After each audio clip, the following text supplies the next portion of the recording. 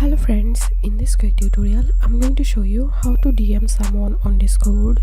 But before getting started this video, make sure to subscribe. How to unmute. So first of all, open your Discord and to DM someone, go to your home, and inside of this direct message section you will find your older friend account here. And suppose I want to DM to these friends, so I'm going to click about the profile, and here we can see the option to send message. You can type anything you want. Also you can send GIF and emoji from here.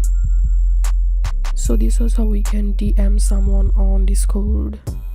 If you have any questions, feel free to post in description. If you think to see more WordPress videos, please check the links in descriptions. If this video helped you, give a thumbs up and please consider subscribe. How to unmute. Thank you for watching.